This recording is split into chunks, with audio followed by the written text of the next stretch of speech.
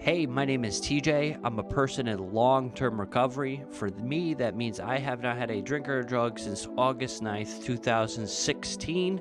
I'm here hosting the Recovery Matters podcast with... I'm Gabe Cohen, and I am a person in recovery myself. Thank you so much for having me. Yeah, dude, we're very excited to have you on. I know you do some amazing stuff, and I want to hear how you got there. So tell me a little bit about life for you growing up and getting into drugs and alcohol.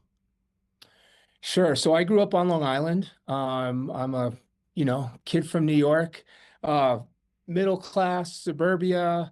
Parents were not into drugs and alcohol. Started hanging out, with some of, I guess, what you would call rougher kids, and getting into trouble. Started smoking pot at 13. Started drinking at 13. Got arrested for the first time when I was 15.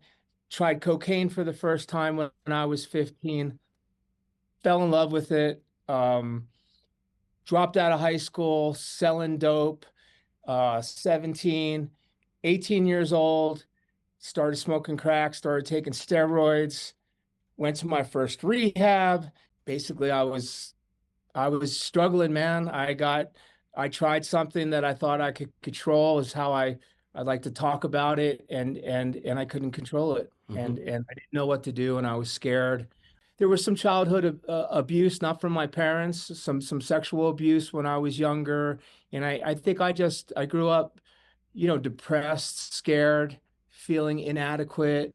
Mm-hmm. Um, yeah, and turned to drugs to kind of, I guess, kill the pain.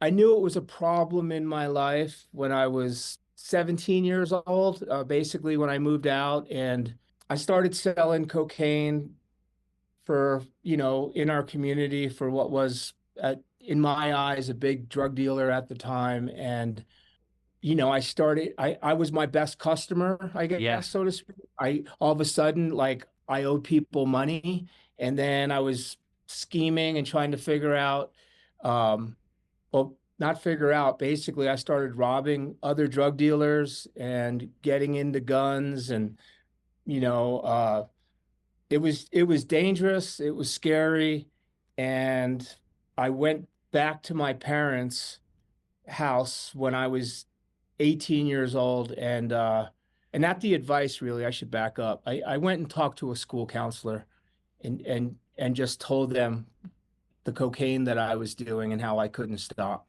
And I was scared. And my parents sent me, I went to my first 6 week inpatient program. And this is back in 1989. Yep. Um, but reflecting back on it, and I can remember as a kid, well, I was a young man, but my first rehab, thinking, this is going to be great. I'm going to learn how to not use drugs. And Mm-hmm. when I go home, now I'm really going to make money because I'm not going to do it. But I had no intention of, I guess, pulling out of the lifestyle. I think for me, it was almost like, well, I would find out later in life, and we'll get to that, I'm sure. It was like an identity crisis where, like, I spent decades, and this was the beginning of it, of building this image of who I thought I needed to be to survive in this world, and I was killing myself Yep. in the process. 30 years later, close to 30 years later, one of the hardest things was like letting go of this persona and this image that I created. And really the epitome of it was I was just inside like this scared little boy, you know? Yeah. And you just kind of wanted to get better. It's interesting. I wanted to get better, thought I was committed to doing the work, but I wasn't, you know. Mm-hmm. I wanted it my way. I wanted to do the work, and I wanted recovery, but I was still holding on to, that I guess what they call a sick comfort zone, right? Yeah. At what point did you make that change? 2018, I mean, long story short, the gist of it, when you ask when I was really committed to making the change, I like to tell people I've been in recovery since 2018. And by the way, I want to credit CCAR I didn't discover the term until 2019, but I speak about this when I share often. Um, I love CCAR's definition of recovery, that you're in recovery when you say you're in recovery. And in 2018, I overdosed on cocaine. Hmm. Um, I got actually something that they call rhabdomyolysis, which is I had toxic toxins released into my bloodstream from cocaine, and it shut down my kidney function. Okay. And that rhabdomyolysis is when, some extreme athletes get it, when they get extremely dehydrated, their kidney function shuts down, but you can also get it from cocaine toxicity. And I had gotten that, and they rushed me in an ambulance. Um, I was vomiting. I had back pain. I wasn't quite sure what was going on. And at that time, I mean, I'm 48 years old. I was also on three different steroids, and I had done a bunch of coke that weekend, and my kidney just shut down. And so I was in the hospital for 6 days. I was actually just telling my 12-year-old son um, this story yesterday. He knows I overdosed in 2018. He knows all the work I do today, and then I'm in recovery, but he didn't quite know all the details. And I was telling him that, I they were talking about I'm either going to need a transplant, a kidney transplant, or, Hmm. be on dialysis the rest of my life, um, or possibly not walk out of the hospital. Like, I didn't know if I was going to walk out of the hospital. So, like, day one, I'm waiting. There's no improvement. Day two, and I was hooked up to IVs, and they were flushing my system. And the last, the hopeful option was miraculously my kidney function would come back, and I would be able to leave the hospital. And so, by day four, there was still no improvement, and then day five, there was a little improvement, Okay. and then I went home day six, and by the way, I'm a faith-based guy too, my own journey, and I just prayed to God, like, please let me walk out of here, and I will be of service. I've wanted to be of service for years. I thought if I was of service to other people, that it would help me with my recovery. However, as I've learned in CCAR, I have to be able to manage my own stuff and have my own Yep. recovery, right? And but that day I was committed, when I walked out of the hospital, that I'm going to be of service in my community, and I'm going to do what it takes to figure this recovery thing out. I went to AA, I went to therapy, I went to church. Um, when I say AA, I went to AA because it was basically faith-based programs or an AA meeting I live in a rural community Yep. here in West Colorado. And so um, I found a sponsor, who had 40 years of sobriety, a retired English teacher, and I journaled, and we read he would journal, I would journal, we would meet up and read our stuff to each other. And, the man helped me save my life. And then I discovered recovery coaching and CCAR, and yeah, started my own nonprofit, my own recovery community organization, and yeah, I've been all in ever since. That's so awesome. Yeah, but there was, from my first rehab in 1989 to overdosing in 2018, I experienced decades of homelessness, Hmm. 7 times incarcerated in the state penitentiary as Yep. an inmate, drug charges, well, I have an escape case. I cut an ankle bracelet, Yeah. a GPS unit off. I was in a halfway house. I got 2 years for escape. It sounds like, I didn't tunnel underneath the prison. Um, I don't quite remember how long it took them to catch me, but just knucklehead, drug addict behavior, trespassing, paraphernalia cases. I was in and out of the county and city jail like over 25 times. Yep. I got 3 felony convictions. Getting out of prison, no job, no phone, no family, no car, a piece of paper, you need to go here, here, and here. Drug test here, go over here for parole, take your classes here. You got to get a job. Um, I, I've been there. Hmm. And so eventually I navigated through the system. I got off parole. Last time I was in prison was 2011. Okay. And I got out, and then I really, that's when I was attempting, I was all in, like, hey, I'm going to try to reestablish a relationship with my sons, which I did, thank God. Wow. Uh, I met my current wife, and then we have a son together. I have a 12-year-old son now. Yeah, my life was different, but I'd get 3 months clean, relapse, 6 months clean, relapse, a year. I kept uh, just everything that comes along with it, just thinking for years that, this time it'll be different, right? Hmm. I've got a year now. I have a family, I have a home, I've got a career, and I kept functionally using until my kidney shut down. I had 6 days to like sit and think in a hospital of how I wanted to spend the rest of my days. Yeah, you were looking at it and you're saying, "Hey, this might kill me." It was like God telling me, I sent you to prison. You know,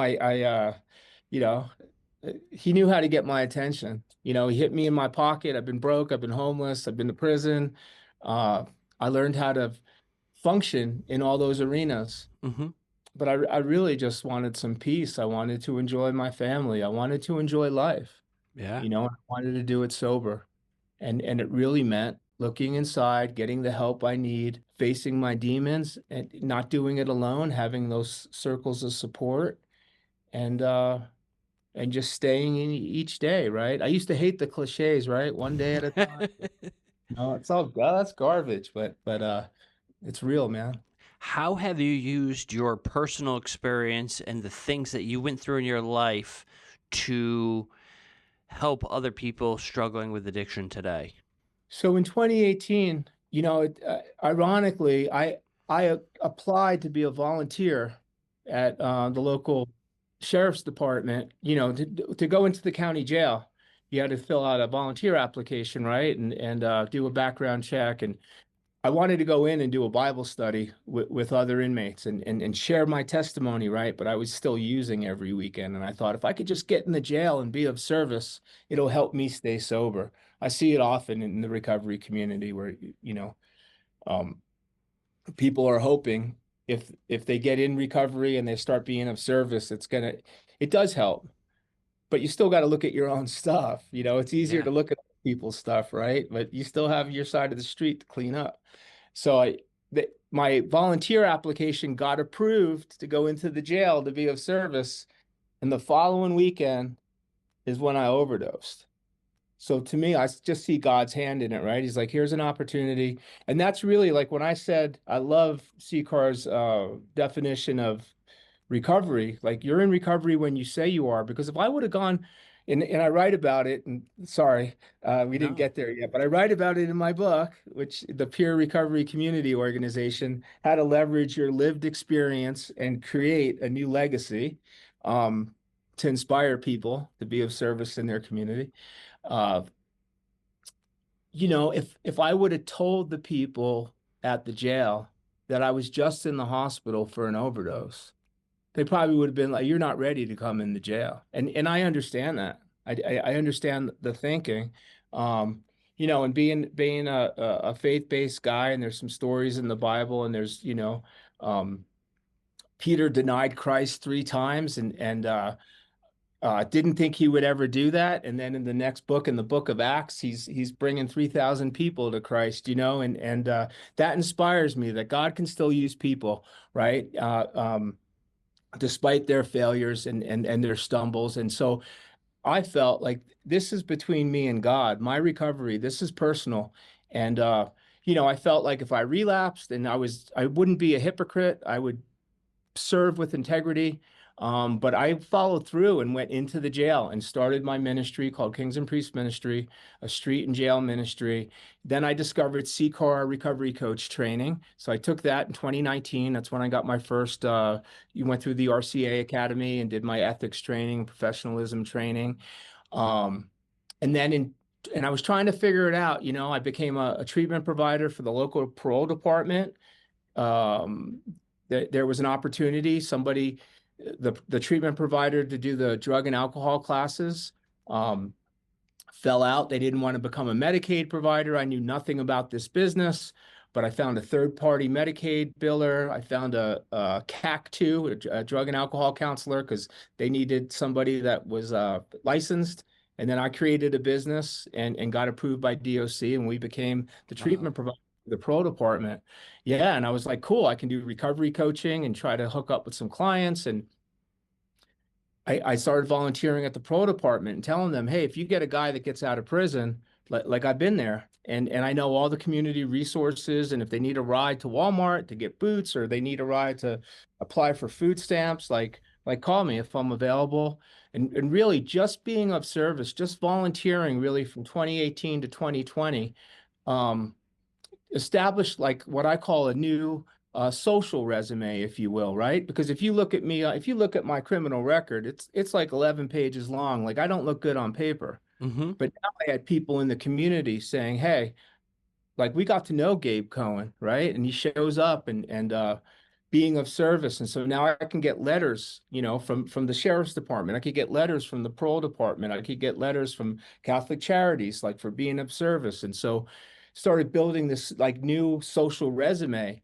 And when COVID hit in 2020, I had guys that I had been of service to uh, coming out of the county jail, and everything was shut down.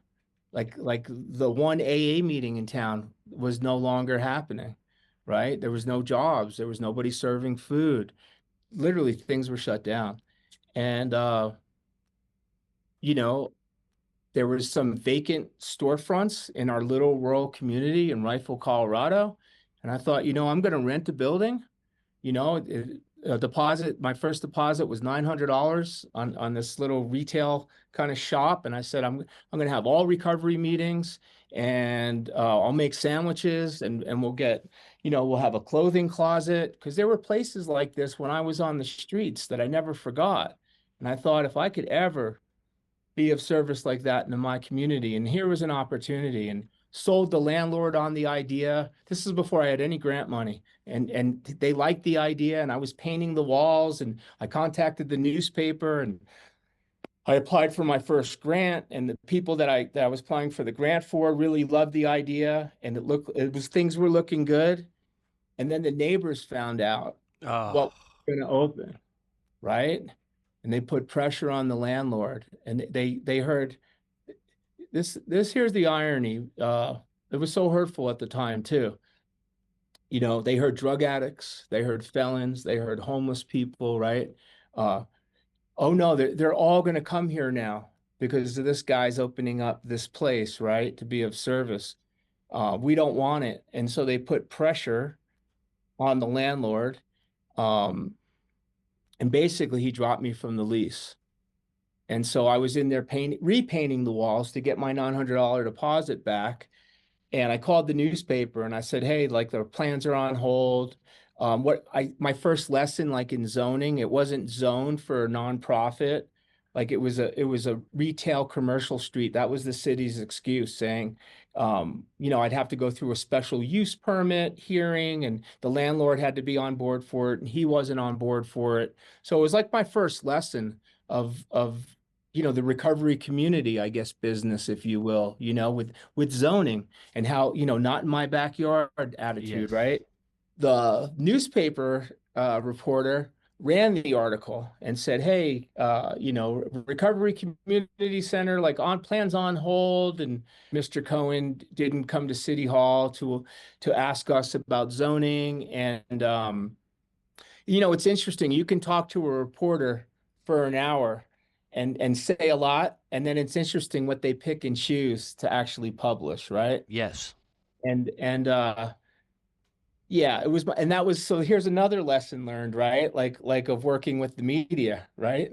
And so this article came out saying, recovery centers plans are on hold. But because of that article, the dean from the local Colorado Mountain College, there's a small campus in Rifle, Colorado. She reached out to me and said, hey, we have a classroom. I don't know if this would work for you, but as long as you follow the health department guidelines, we have a mask mandate right now on campus. If you follow the guidelines, let's have a conversation about possibly hosting your recovery community center here at the college. And I got my first grant for $50,000, and we leased a classroom, and it was awesome. Now I had a full gymnasium at this college. We had a computer lab, and they had free GED classes through the college, and so it was a great partnership. And that launched what we call Discovery Cafe, a sanctuary of new beginnings. It's a non-clinical peer-to-peer recovery community center, probably very much like what you guys got going on in Connecticut Mm-hmm. with your community centers. We have what we call discovery groups, where we just talk about, our celebrations and maybe some things that we're going through, some goals of the week.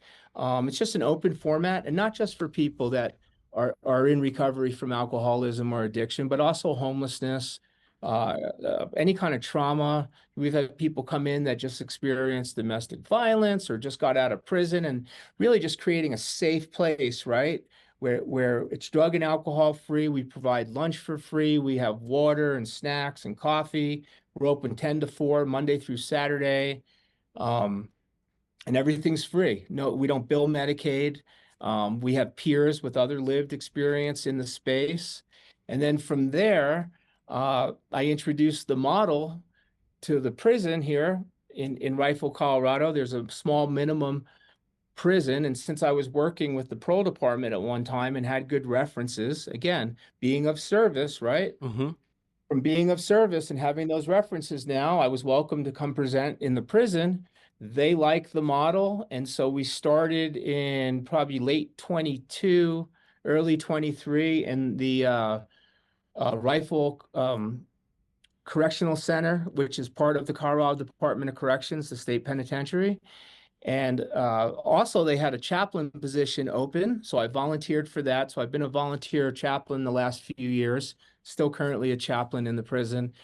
But the Discovery Cafe model is a secular, non-faith-based recovery model, peer recovery model.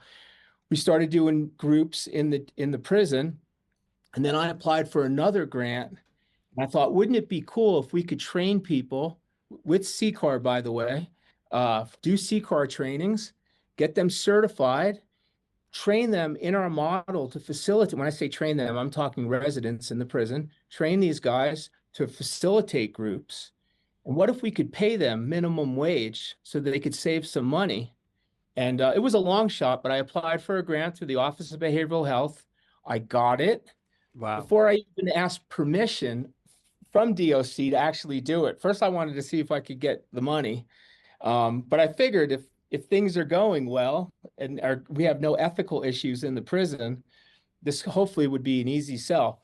So I got the grant, then I presented to headquarters, then they opened up a second prison, and then that led to, actually, I was in a total of 5 prisons at one time, in the Colorado Department of Corrections, employing, I think, up to 12 inmates at one time, Wow. facilitating groups. And then we created something called Discovery Lab, and I created a curriculum specifically for DOC.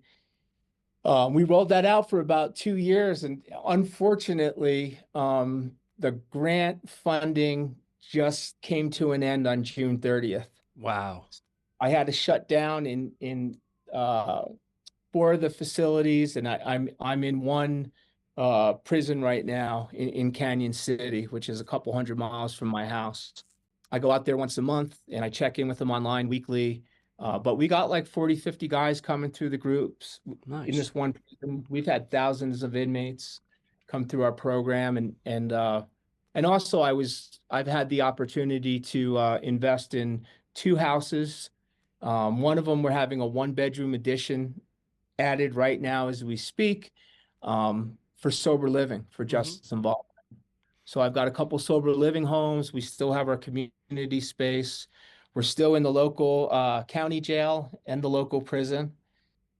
I just published this book. So here it is, the Peer Recovery Community Organization. It's available on Amazon. Okay. If you order it, it's helpful. I would ask that you leave a review because that's always helpful. But really, this is a book that I wish somebody would have wrote for me 5 years ago, right? So in the book, I share some of my lived experience as well, because I wanted to give it context, right? Why am I of service in my community? Mm-hmm. And what voids did I see, right? I'm in a small rural community with there's just like two treatment providers, Yep. right? And it takes like 3 weeks just to get an appointment sometimes with these people, right? Mm-hmm. So here's an opportunity. There were no peer recovery services in our community. And again, like CCAR, the CCAR training that I took, and I'm not saying this just because it's the CCAR podcast. I've shared it on a couple other podcasts that I've done recently. I'm just rolling this out with this book. But the CCAR training really opened up my eyes to the multiple pathways of recovery, managing your own stuff, being in recovery when you say you are. I'm currently became a CCAR facilitator myself. Mm-hmm. We've trained and certified because we just did our annual report at the end of this fiscal year Yep. for Colorado Department of Corrections. We trained and certified 151 inmates in the prison system this year through Wow. CCAR. Yeah, Wow. So let me ask you this one last question. sure, man. If you had to get, so if somebody in their first 24 hours of recovery walked into this room, what is a piece of advice or support that you would give to them? That you're worth it, that you're worthy, that you're loved, that there's people in this community that want to help you Mm-hmm. and meet you where you're at. Um, I'm not here to project what worked for me on you. My job is really to help you find your path, and I'll do my part if you're willing to do yours. But there is people in this community that love you and feel that you're worth it and want to help you. Absolutely. You're amazing. Thank you so much, dude. I'm so happy to have had you on today. Thanks so much for the opportunity. God bless you, man. Yo, God bless you too, brother. Thank you so much.